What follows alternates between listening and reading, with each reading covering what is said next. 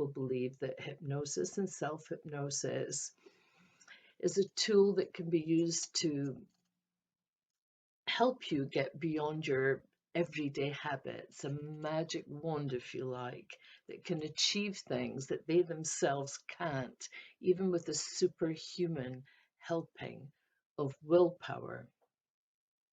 And it's true, I wouldn't have clients otherwise. But that's not the only thing that hypnosis can achieve. Self-hypnosis is a gateway to the relaxation response, which is the antidote to stress. Check out my little vlog about Fred the Friendly Caveman, and you'll see how what was a wonderful system created by Mother Nature doesn't really work in the crazy world that we live in now, and how self-hypnosis can be used as a gateway to deep relaxation and help get that cycle back into sync. So it goes something like this. Let's say Fred's up here resting in the safety of the cave. And Wilma says to him, I'm afraid you have to go out hunting. The cupboards are bare. The kids are getting hungry. So Fred goes and gets the guys, and they leave the safety of the cave to head for the hunting ground.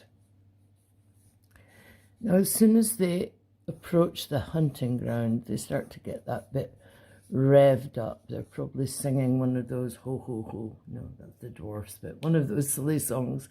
Get to the hunting ground, and good old Mother Nature releases all these chemicals to give them the energy to fight, flight, or freeze, just whatever's required that day. So let's say it's a good day, and Fred hones up his super sharp laser vision, using those chemicals to fire the spear, hit the prey, and everything's happy. On another day, they might have to run for their lives. And then on yet another day, they might be just lining up their spear to take the shot, and T-Rex comes round the corner licking his chops, and they have to freeze themselves against the boulder so that T-Rex thinks it's just a boulder.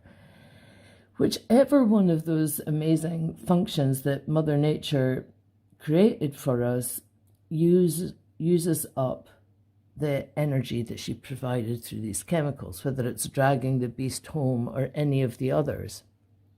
So you expend the energy, or Fred expended the energy, got home to the cave, had some R&R, and this cycle was perfectly complete. Everything is great. The trouble is, in our crazy world, this cycle is actually split in two, and we tend to run like crazy rabbits round and round this first half, that we could call that the stress response, and this half over here, the relaxation response, or the sympathetic nervous system and the parasympathetic nervous system. It doesn't really matter. I'm sure you know what I mean. You get stuck in this half of the wheel, and there's no knowing where to go. You can be hit with anxiety, depression, stress, overthinking, and you know, a lot of this can be caused by our own inner world, circumstances in the outer world, but it's not usually because the hunting went bad, and we don't have the same facility as Fred did for getting rid of those chemicals. So what we need to do is find a little doorway down here where we can call this the gate to the antidote of the stress response, which is the relaxation response. Oh, I need to tilt my camera. There you go, gate. And chill out. the relaxation responses right there.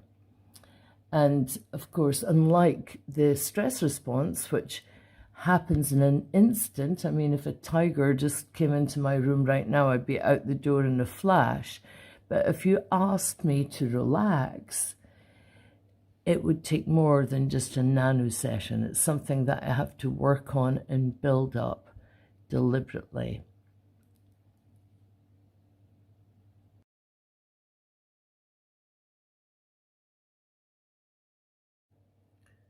So what happens nowadays when we're stuck in this stressy part of the cycle is all those wonderful chemicals that did have a purpose, did have a wonderful function and job, become blocked. And they go round and round the circle with us. And that's what we call stress. It can be anxiety. Anxiety often ends up in depression, can lead to depression. They're both on opposite sides of the same continuum, actually. And our body, our chemical factory, becomes addicted to those chemicals that are running round and round. And we all know that the long-term effects of stress is not great for us. I won't bother boring you with those details. I think pretty much we all know that. But what I think I notice with my clients and groups is not so well recognized is that we actually become addicted to those chemicals. So if you've gone through an anxious time in your life, a stressy part, you repeat it over again because your body actually starts crying out for the feed me more of those chemicals. And on the neurotransmitter level, this is supposed to be your little neurons. Let's say you've built up a pattern of stress, and even sometimes when the event's over and the solution has been found, you can still end up going round in the circle by repeating the story in your head, or drinking too much coffee, or getting into relationships that always make you end up feeling stressy anyway, having too much drama in your life. I mean, the way the human being can be bad to themselves is endless. So we end up on the, the brain level, with these neurotransmitters that become very fixed in a certain pattern. And we know we're doing this. We know we're in that, that horrible hamster wheelie phase there. And we probably even know how to fix it.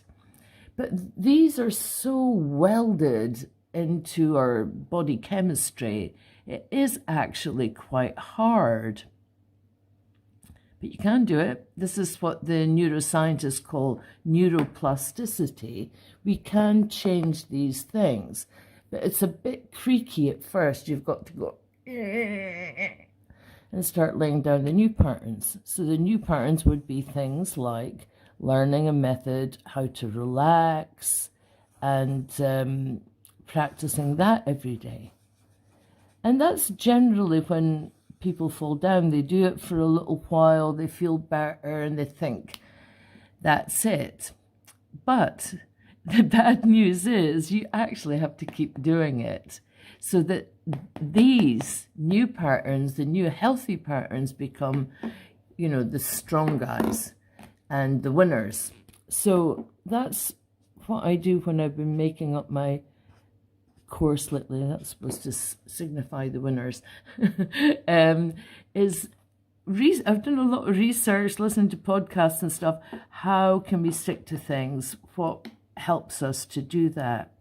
And one of the things that I'm going to be doing with the self-hypnosis course is showing up every single night for 21 days. We all know 21 days, that's the magic number, to make sure that everyone can lay down these new patterns of behavior. And the thing is, I found the same thing with fitness. Once you know how good that feels, how really good that feels, is to have your mind not only relaxed, but open in a way that just makes you more creative. You come out with amazing and beautiful ideas. You step back onto the third floor a little way and watch life as it unfolds. You can see other people's dramas, but you know, there's much less chance that you'll get caught up in it. And all those horrible chemicals get a chance to go through the gate and drain away. Sound good?